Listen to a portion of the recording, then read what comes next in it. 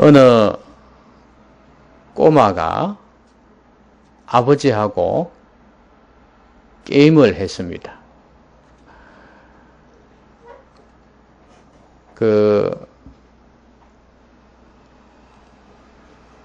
아버지 뒤에서 단어를 누가 들고 있으면 이 꼬마가 앞에서 단어를 설명하는 것입니다.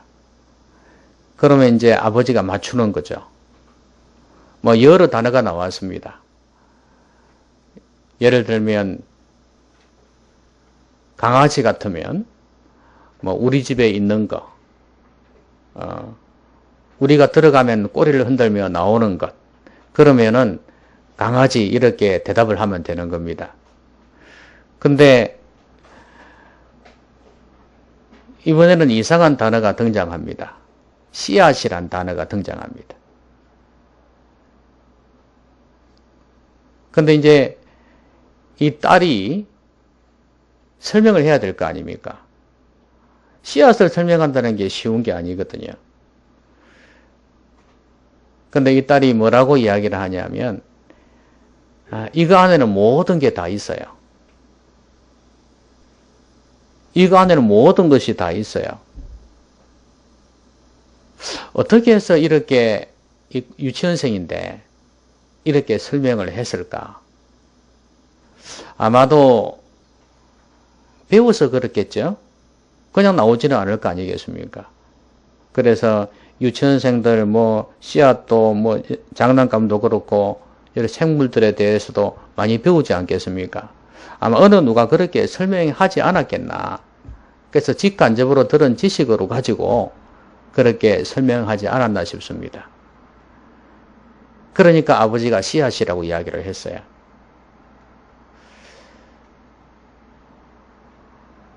자, 이게 옛날에 TV에서 나온 거예요. 실제 이야기예요. 근데 씨앗 안에는 모든 것이 다 있다. 이게 참 설명이 나도 생각지 못했던 그런 설명이었습니다.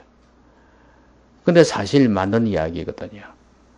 씨앗 안에 모든 게 다 있습니다. 그게 무슨 말이냐면 사과씨는 결국은 그 안에 사과가 들어있는 거죠. 나중에 사과 나무도 있고 사과 열매도 있고 다 있는 거죠. 그러니까 씨가 살아있으면 그것을 땅에 뿌리면 그게 자라면 이제 큰 나무로 자라서 여러 열매를 맺게 되는 겁니다. 이게 바로 씨앗입니다. 사람들은 씨를 심을 때 그것을 바라보고 열매를 바라보고 씨앗을 심지 않겠습니까? 그래서 이제 씨앗을 뿌리는데 만약에 이 열매를 맺지 못한다면 실망이 이만저만이 아닐 것입니다. 근데 성경에서는 이 씨앗을 말씀이라고 이야기를 합니다. 흔히 우리가 꿈도 씨앗에 비유할 수 있죠. 그러니까 씨앗이라는 것은 우리가 겨자씨 비유를 봐서 알듯이 이 조그만 씨앗이지만 이게 자라고 자라서 큰 나무가 되듯이 이렇게 꿈이란 것도 내가 마음속에 꿈의 씨앗을 가지고 있으면 언젠간 이게 펼쳐진다는 거죠. 현실 속에서 이루게 되어진다는 거죠. 그래서 꿈도 그렇게 비유를 하는데 하나님께서는 하나님의 말씀도 씨앗이라고 말씀합니다. 특별히 오늘 이 비유는 이 씨앗에 대한 이야기를 하고 있습니다. 씨 뿌리는 비유죠. 그래서 이 씨가 뭐냐? 바로 하나님의 말씀이에요. 그럼 왜 말씀이 씨앗이 되느냐? 이 말씀에 씨가 뿌려지면 아까 100배, 60배, 30배 또 다른 성경에는 30배, 60배, 100배 그거는 유대인들이 쓰는 하나의 문체니까 중요한 건 아니고요. 이렇게 30배, 60배, 100배에 이른 열매가 맺혀진단 말이죠. 그 씨앗이 살아있을 때 말씀의 열매가 맺힌다는 거예요. 그래서 우리가 우리의 삶 속에서 말씀의 열매를 맺어야 된다는 걸 말씀합니다. 그런데 이 말씀의 열매는 모두가 다 맺는 것은 아닙니다. 분명히 이 씨앗이 모든 땅에 뿌려졌죠. 길가에도 뿌려졌고, 그 다음에 돌밭에도 뿌려졌고, 이 돌밭이라는 것은 그냥 자갈밭을 이야기하는 게 아닙니다. 위에는 흙이 있는데 바로 밑에 돌이 많이 있는 걸 이야기하는 겁니다.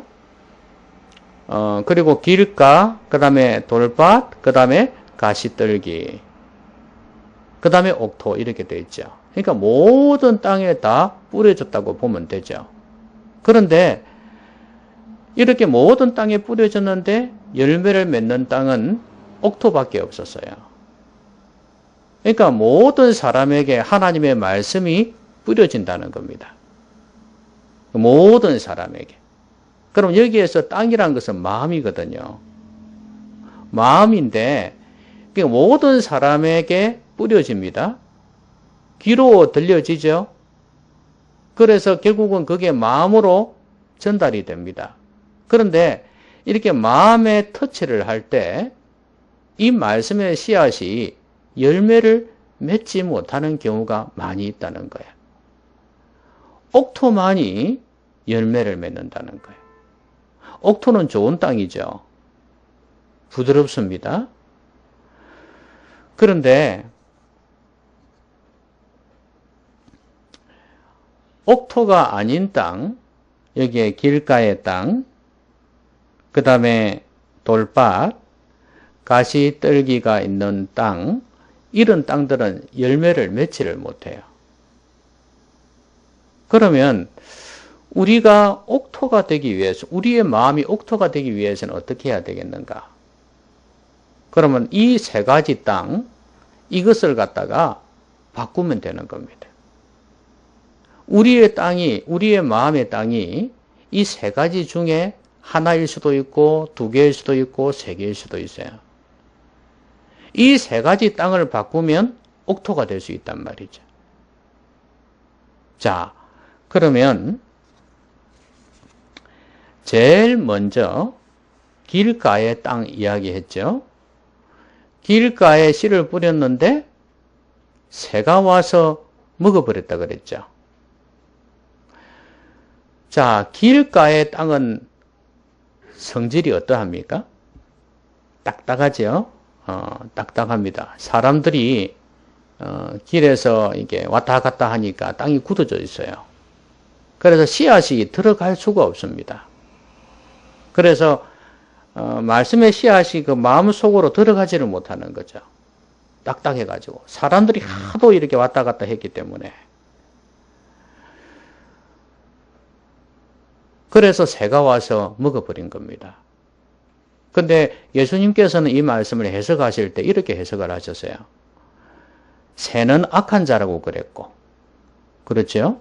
그리고 말씀을 깨닫지 못할 때에는 악한 자가 와서 뺏어가 버렸다. 이렇게 말씀했거든요. 그러면 이제 씨앗이 땅에 들어가지 않는 걸 두고 깨닫지 못하는 것으로 말씀을 했습니다. 그러니까 듣기는 듣는 거죠. 듣기는 듣는데 깨닫지를 못하니까 마음에 새겨지지가 않는다는 거죠.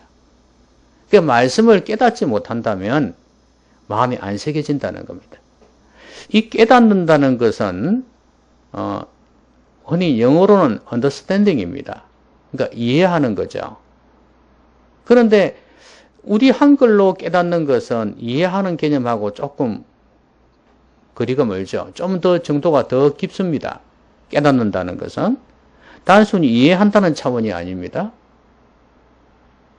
그러면 이 깨닫는다는 건 뭐냐 하면 이해를 하는 것은 기본이고 내게 주시는 말씀으로 받아야 되는 거예요. 깨닫는다는 것은. 그러니까 감동이 있는 겁니다. 아, 그렇구나 하는 것으로 깨닫는 겁니다. 하나님에 대해서도 진리에 대해서도 깨닫는 거고 그 다음에 내 자신에 대해서도 말씀할 때 아, 그렇구나 하고 깨닫는 겁니다. 이전에 알지 못했던 거, 알아도 피상적으로 알던 것을 제대로 깨닫는 거죠. 이게 바로 깨닫는다는 표현입니다. 그리고 내가 무엇을 해야 될지를 아는 것도 깨닫는 겁니다. 그러니까 생각해 보세요. 말씀을 들으면서 나와 연관을 시키지 못하게 되어지면 그 말씀은 이쪽 귀로 듣고 저쪽 귀로 흘러가 버려요. 만약에 여러분이 이거 말씀은 내게 주시는 말씀이라고 딱 받으면은 몇 시간이 지나도 그걸 마음에 새깁니다. 오늘 주일에 말씀에서 내게 이런 말씀 해주셨지. 이걸 마음에 새기고 있어요. 근데 나하고는 아무 상관이 없다고 생각하니까 기억이 안 남는 거예요. 나중에 성경 공부 시간에 한번 물어보겠습니다. 기억을 하고 있는지 안 하고 있는지. 내게 주신 말씀으로 한 개라도 기억하고 있는지 아니면 전혀 나와 상관이 없는 말씀인지. 그런데 이 딱딱한 땅은요, 이 세상에서 많은 사람들로 인해서 밟히고 시달리고 한마디로 닳고 닳았단 말이 있지 않습니까? 그렇게 되어질 때 땅이 굳어져요. 마음이 굳어진단 말입니다. 그건 상처도 되겠죠? 자존심 상하는 일도 있겠죠? 여러 가지 어려움도 있겠죠? 이런 어려움들로 인해서 마음이 탁 닫혀버리는 거예요. 이렇게 굳어지는 거예요. 그러니까 아무리 말씀 들어도 내 이것이 자기 자아가 그 깨어진 자아, 그러니까 상처받은 자아, 굳어진 자아가 너무 강하기 때문에 딱 벽을 만들어 놓고 있어요. 하나님 앞에서도 심지어. 그래서 말씀이 들어오지를 못합니다. 교회는 나가야 되겠는데 어쩔 수 없이 나가긴 나가는데 내 자아가 너무 강하니까 말씀이 들어오지를 않습니다. 그거는 어떻게 형성되어졌든지 간에 그런 내 고난, 내 상처, 내 삶의 경험, 또 내가 배운 지식 여러 가지 것이겠지만 어쨌거나 내 고집이 있는 거예요. 그게 진리도 아니고 그게 하나님 기뻐하시는 것도 아닌데도 불구하고 내 나름대로 고집이 있는 거예요. 그걸 안 꺾으려고 하는 거예요. 세상에 하나님 말씀에 비해서 대단한 게 뭐가 있다고 그걸 못 꺾냐 이거죠. 그런데도 그걸 못 꺾어요. 그러니까 말씀이 안 들어오는 거예요. 자, 그러니까 말씀을 들을 때 누가 채간다고요? 마귀가, 악한 자는 마귀를 이야기합니다. 마귀가 채가버리는 거예요. 여러분, 예배 시간에 최고의 컨디션으로 나오기를 바랍니다. 가능한 한, 여러분 주어진 상황이 다 다를 겁니다만은, 그죠? 밤에 일하고 오시는 분도 있을 거고, 그 다음에 잠도 제대로 못 자시는 분도 있을 거고, 뭐 여러 경우가 있겠죠? 몸이 안 좋은 분도 있을 거고, 그런데 그 상황 속에서 최고의 컨디션을 만들어 오세요. 알겠죠? 다른 사람하고 비교할 건 아니고 내 컨디션 가운데서 최고의 컨디션을 만들어 와야 돼. 염려, 걱정, 근심도 내려놔야 되고. 왜냐하면 이게 눈이 다치면 귀가 다치잖아요. 그렇죠? 그리고 마음이 괴로워서 닫혀 있으면 또 역시 귀가 다칩니다. 안 들린단 말이에요. 그러면 마귀가 그걸 탁 채가 버린단 말이에요. 말씀이 안 들어와요.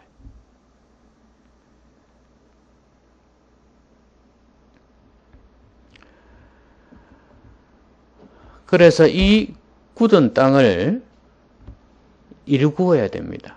기경하라 그랬죠. 묵은 땅을 기경하라 그랬죠. 그리고 구약 성경 호세아에는 묵은 땅이라고 표현을 했어요. 묵은 땅이 뭡니까? 온갖 세상의 우상으로 가득 찬 땅입니다. 그 호세아서에서 이야기하고 있는 게 우상에 대한 거거든요. 그러니까 세상을 사랑하고 우상을 섬기는 그 이스라엘 백성들을 경고하기 위해서 호세아서를 기록했거든요. 그 묵은 땅을 기경하라는 거예요. 여러분 시골에서 쟁기 가지고 땅을 이렇게 갈아본 적이 있습니까?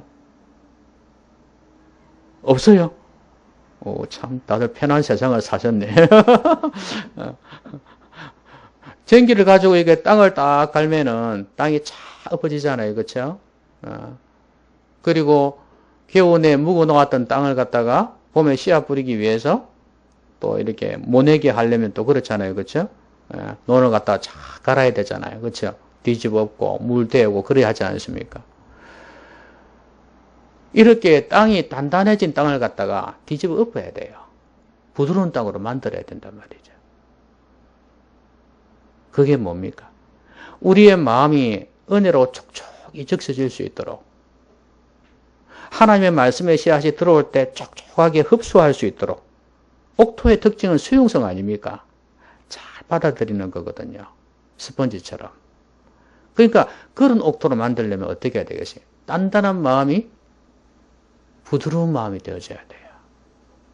그래서 성경에서는 완악하다는 표현도 쓰잖아요. 그렇죠? 교만이다, 완악하다는 게 영어로는 딱딱한, 단단한 뜻인 hard 그런 단어예요. 이렇게 일맥상통하죠? 그러니까 단단한 마음이 부드러운 마음 되기 위해서는 1군은 밖에 없는데 1군은 그게 바로 회개입니다. 하나님 앞에서 마음이 녹아지는 거죠. 부드러워지는 거예요. 이게 안 되면 말씀의 씨앗이 안 들어옵니다. 여러분, 일주일에 한 번 드리는 이 주일 예배를 말씀이 여러분의 마음에 팍 자리를 잡고 뿌리를 내리고 열매를 맺도록 해야 안 되겠습니까? 예? 이 중요한 시간에 이게 우리의 신앙생활의 본질 아닙니까? 그렇죠? 이게 안 되면 우리의 신앙생활 안 되는 겁니다. 이거는 여러분의 생명을 걸고 해야 될 거예요. 그 다음에 두 번째 땅이 어떤 땅이었나요? 예?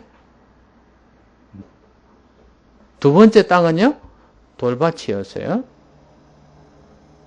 아까도 말씀드렸듯이 이 돌밭은 그냥 밖에 돌이 있다는 게 아니고 땅이 있는데 밑에 돌이 깔려 있는 거예요. 예? 그런데 여기다가 씨를 뿌렸습니다. 처음에 흙이 있으니까 어떻게 되겠습니까? 싹을 틔우겠죠. 그렇죠? 싹을 틔우는데 위로 자라날 거예요. 그런데 여러분 나무나 식물이나 위로 자라려면 항상 뭐가 전제가 돼야 됩니까? 밑에 뿌리가 전제가 돼야 되죠. 큰 나무일수록 어떻습니까? 뿌리가 넓게 펴져 있잖아요. 깊게, 그죠? 그리 되어 있듯이 이게 자라려면은 뿌리가 계속 내려가야 돼요. 그만한 자라는 만큼 양분을 흡수를 해야 되니까. 사람도 그렇지 않습니까? 어릴 때 제대로 먹어줘야지 키가 자라거든요. 그렇죠? 저같이 제대로 못 먹으면 키가 안 커요. 그러니까 그런 게 있어요. 맨날 사탕 먹고 이러잖아요. 그렇죠? 막동이라서 맨날 사탕 먹고 설탕 먹고 뭐 이런 것만 먹으면 이게 키가 안 크는 거예요. 예. 그런데 나무도 뿌리가 계속해서 이렇게 양분, 수분을 흡수해야지 이렇게 자랄 수 있습니다. 그런데 밑에 조금 들어가다 보니까 돌이 쫙 깔려 있으니까 이 뿌리가 갈 곳이 없는 거예요. 그러니까 결국에는 강한 햇빛으로 인해서 말라 죽는 겁니다. 근데 이걸 예수님께서는 어떻게 해석을 했죠?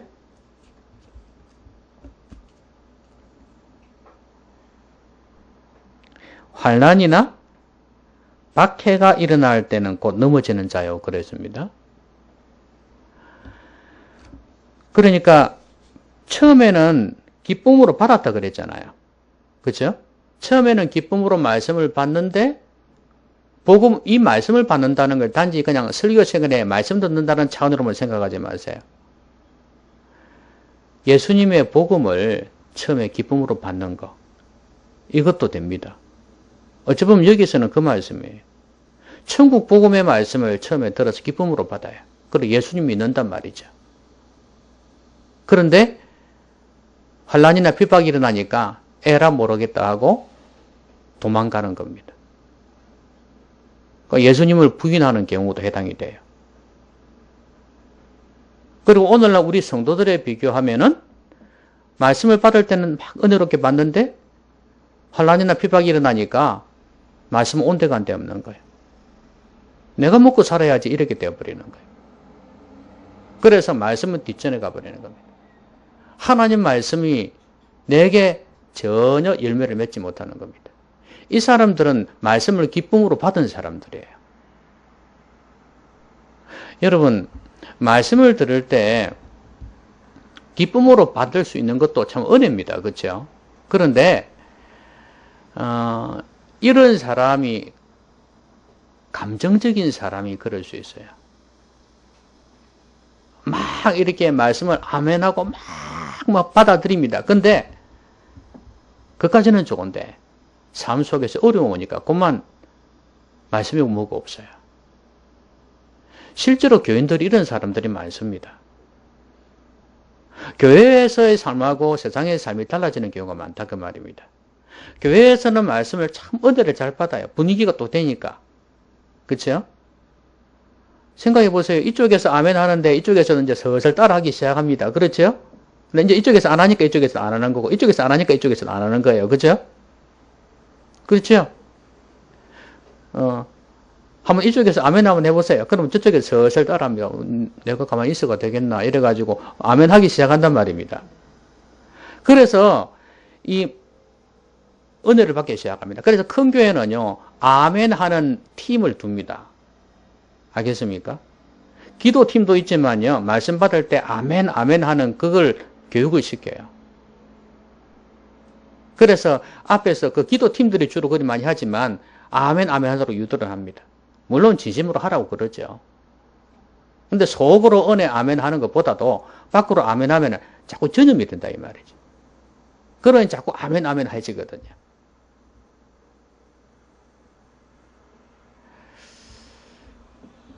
그런데 이제 감정적으로 막 이렇게 꼭 나쁘게 표현할 필요는 없는데 이 감정적으로 이렇게 받는단 말입니다. 근데 이 감정적인 사람이죠. 그런 사람은 실제 행동으로 순종으로 나타나지 못하는 경우가 많아요. 하기야 이것도 안 되는 사람 많은데 그게 어딘가 싶은 생각도 들겠지만 그래도 다른 사람하고 비교해가 될 문제가 아니잖아요. 하나님 앞에서 열매를 맺어야 되니까. 그리고 또 하나는요, 지적으로 받아들이는 경우도 마찬가지예요. 지적으로 공감이 되어지면 탁 필이 옵니다. 그죠? 그래서 지적으로 받아들여요. 받아들이는데 이것도 한순간이에요. 삶 속에서 순종이 없어요. 그래서 흔히 머리만 커진다 그러잖아요. 교인들이 또 이런 사람들 많이 있어요. 그래서 목사님의 설교가 상당히 어떤 지적인 그런 설교인 경우에 학적이고 이런 경우에는 사람들은 요것만 커져 있어요. 요것만. 신학적인 용어를 사용하고 막 그러지 않습니까? 그러면 요것만 커져 있는 거예요. 요것만. 그러니까 지적 욕구를 충족시키기 위해서 이제 그런 쪽으로 계속 가지는 거예요. 이것도 문제입니다. 환란이나 핍박이 일어나면 그냥 무너지는 겁니다. 그거는 뿌리가 없다는 이야기예요. 그럼 여기서 뿌리가 뭐겠습니까? 뿌리를 깊이 박는다는 건 흔들리지 않은 견고한 믿음을 이야기하는 거거든요. 마음에 깊이 있게 뿌리를 내려야 되는데 이거는 깊은 묵상이 전제가 되어져야 돼요. 깊은 묵상이 없으면 마음에 새겨지지가 않습니다. 여러분, 제가 저번에 묵상은 약과 같다 그랬죠. 메디신, 약하고 어원이 같다 그랬죠. 이게 라틴어인데 원래. 그래서 약을 먹으면 어떻게 되나요? 약이 이제 물하고 같이 먹잖아요. 녹으면서 또 위에서 이렇게 녹이면서 온 몸에 퍼지잖아요. 혈관을 타고, 그죠? 이렇게 퍼지잖아요. 그 효과가 나타나듯이 묵상이라는 것도 그렇습니다. 하나님 말씀을 묵상하면서 내 생각을 지배하고 내 신경과 내 몸까지 지배합니다. 말씀이에요. 영적으로. 그러면서 내 삶까지 지배하는 겁니다. 그래서 깊은 묵상은 순종으로 이어진다는 말이 나오지 않습니까? 묵상이 이렇게 중요해요. 뿌리를 내린다는 것은 바로 그것입니다. 그래서 또 결국은 돌이 있다는 것은 아까 굳어진 땅하고 좀 비슷한 면이 있죠. 단단한 거는 똑같죠. 그죠? 그죠?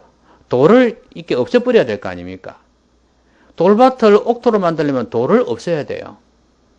돌이 뭐냐? 아까 이야기한 그 자기 고집하고 강팍한 마음하고 똑같아요. 이거는 어찌 보면 내가 내 안에 만들어 놓은 것일 수 있어요. 길가는 다른 외부적인 환경에 의해서 만들어진 거라면 이 내 안의 돌은 내가 만든 것일 수 있어요. 제가 설교 준비할 때는 가져오려고 마음을 먹었었는데 내가 보여주려고 했는데 제 안에 있던 돌말입니다. 돌. 근데 보세요. 그것도 보세요. 언약 큰 돌에 딱 맞고 있으니까 보세요. 음식물이 내려옵니다.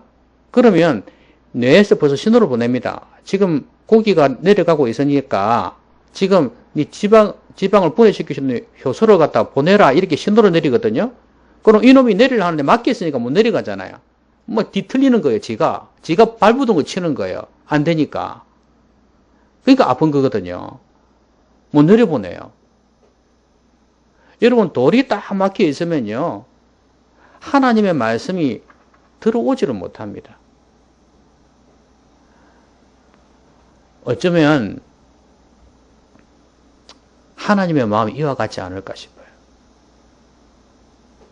하나님의 성령이 탄식한다는 말이 있지 않습니까? 우리에게 하나님의 말씀을 보내는데도 불구하고 단단한 돌로가 탁 맞고 있으니까 하나님의 성령은 너무 괴로워하는 거예요. 썰개가 막 뒤틀리듯이 하나님의 마음이, 성령의 마음이 그렇단 말입니다. 제발 그 말씀이 들어가서 좀 새로워졌으면 좋겠는데 음식물이 온몸에 퍼지듯이 영양분이 퍼지듯이 그렇게 했으면 좋겠는데 그걸 못하게 한단 말이에요.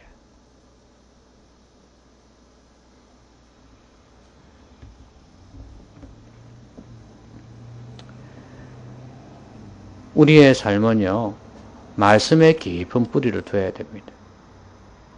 말씀이 내 생각을 지배해야 돼요. 우리는 마음 하니까 자꾸 우리 요것만 생각하잖아요. 그렇죠? 여러분, 마음은요, 지정의를 다 포함합니다. 우리의 생각도 말씀의 지배를 받아야 돼요. 우리의 감정도 말씀의 지배를 받아야 돼요. 제일 중요한 건 우리의 생각이에요. 그럴 때 감정도 바뀌고 의지도 바뀌어지거든요. 우리의 생각이 말씀으로 충만해지도록 해야 합니다. 깊은 묵상, 말씀이 뿌리가 되는 삶이 되어져야 돼요. 그래야 돌을 치워버려야지 옥토가 되지 않겠습니까? 여러분 마음속에 돌 없습니까?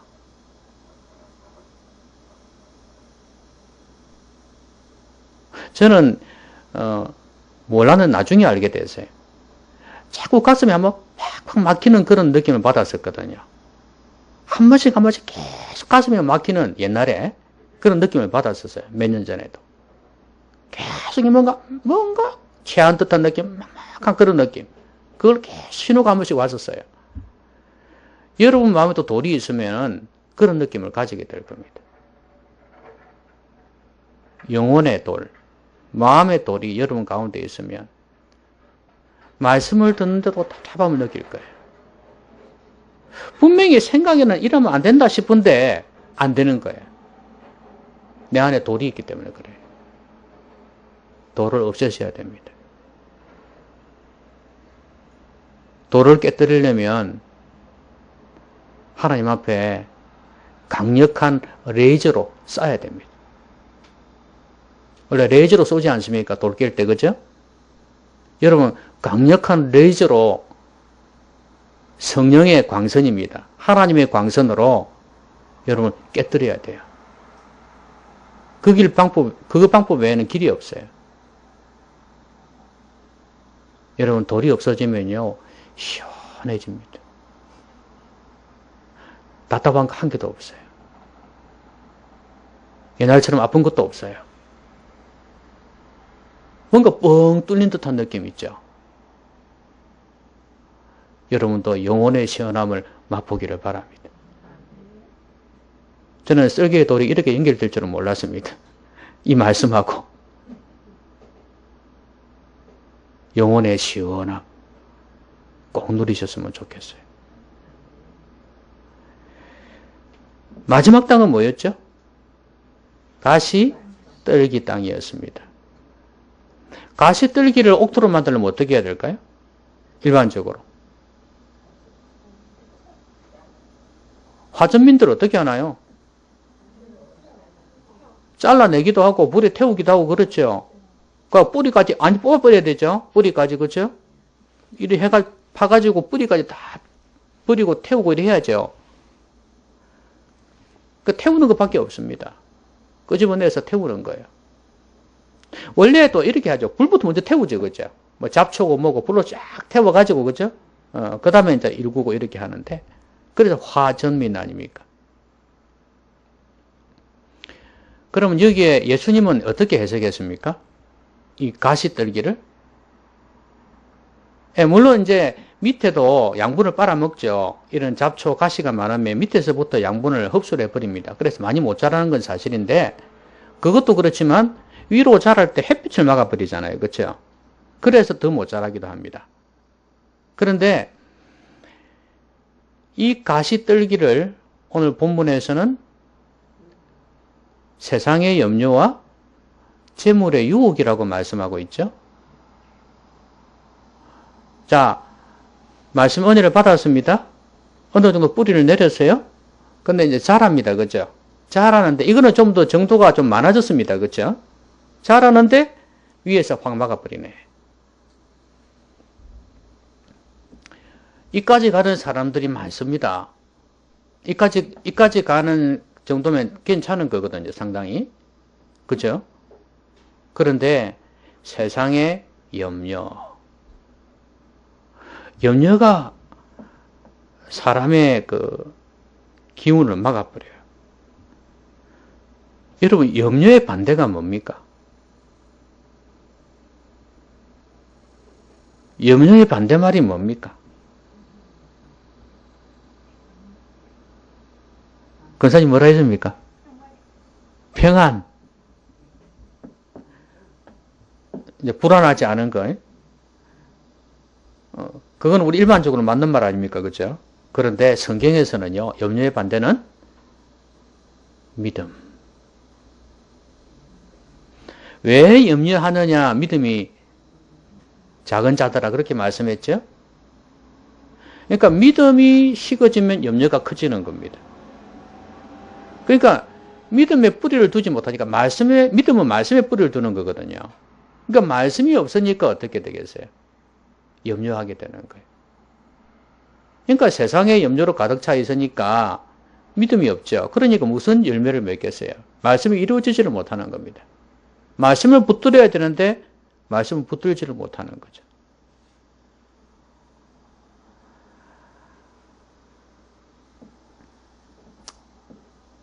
왜 사울이 자기가 드리지 말아야 될 제사를 드렸습니까? 네? 왜 아나니아와 삽비아는 밭을 판 땅 전부를 드리지 못하고 부부만 드렸나요? 왜 그랬습니까? 염려 때문이에요. 하나님이 분명히 지켜주신다고 말씀하셨거든요. 사무엘을 통해서 제사를 드리게 될 거고 또 하나님께서 이 전쟁에서 이기게 주실 것이라고 약속을 했거든요. 그런데 이 사울이 그걸 믿지를 못한 거예요. 마음이 걱정이 안 되겠습니까? 불안해지는 거예요. 아직 시간이 안 됐어요. 자기 말이에요. 사무엘은 제때 왔어요. 그런데도 시간이 촉박해지니까 걱정이 되는 거예요. 염려가 되는 거예요. 자기가 드리지 말아야 될 제사를 드려버린 겁니다. 여러분, 이런 경우가 많습니다. 하나님이 분명히 일하실 건데 그걸 못 참아가지고 못 기다려가지고 자기가 어떤 수를 써버리는 거예요. 자기가 자꾸 뭔가를 해버리는 거예요. 특히 합리적이고 현대인들은요, 그건 못 기다리는 거예요. 그러다가 진짜 전쟁에서 지면 어떡해? 걱정이 되니까.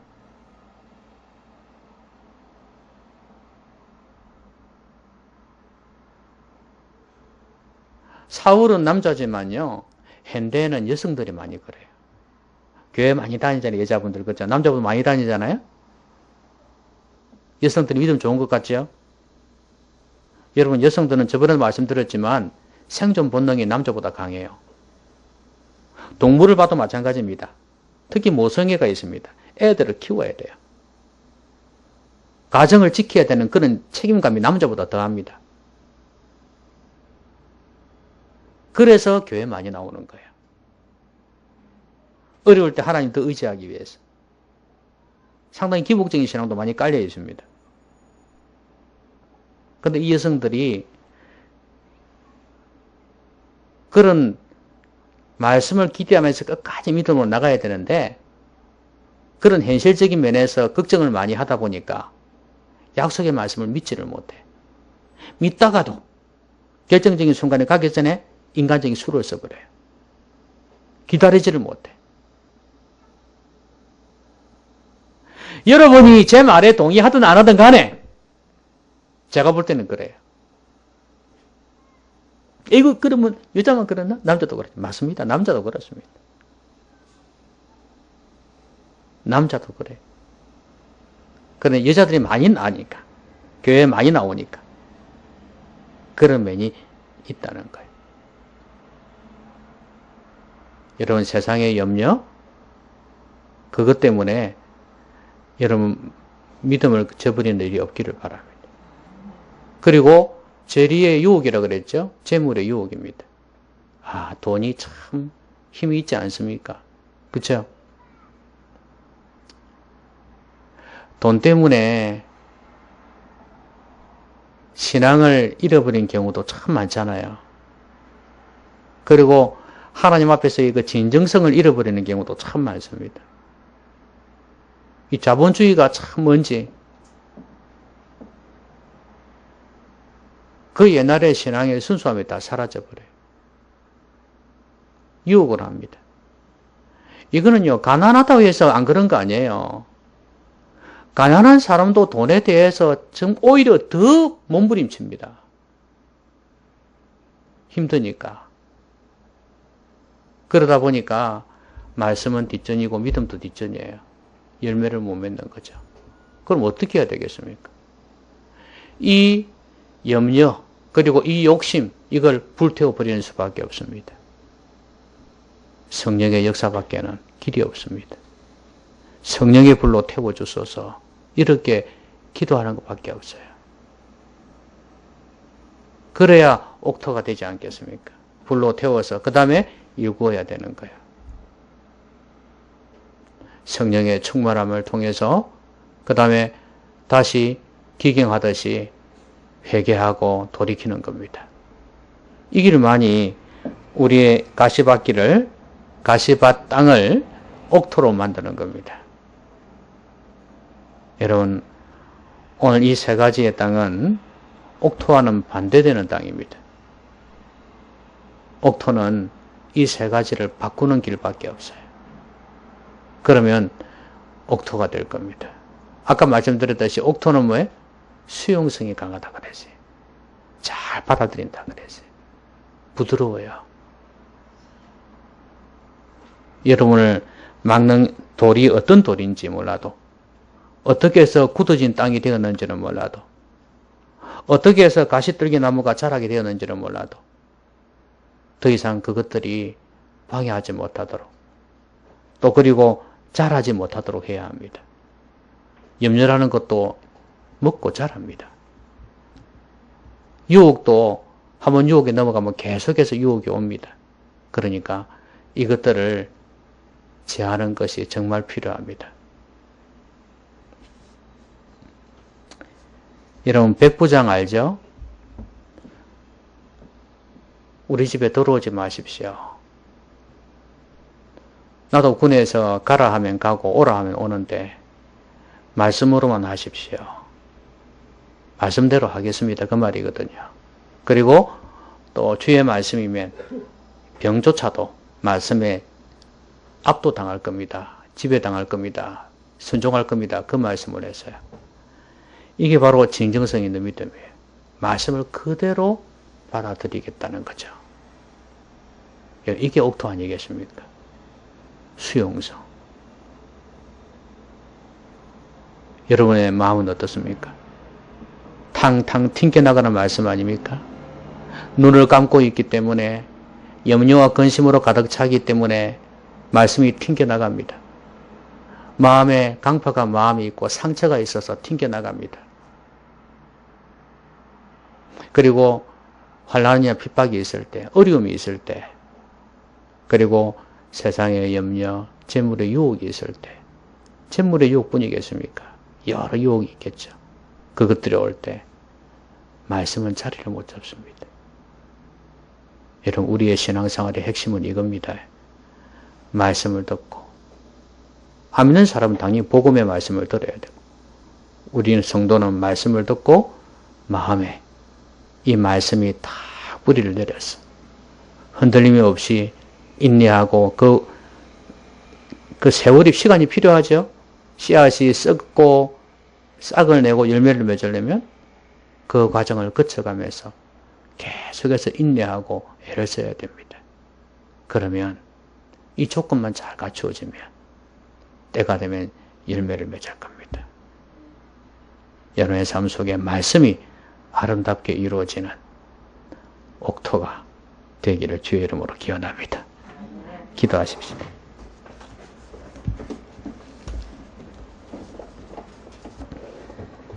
자, 오늘 말씀 생각하면서 같이 한번 기도하겠습니다.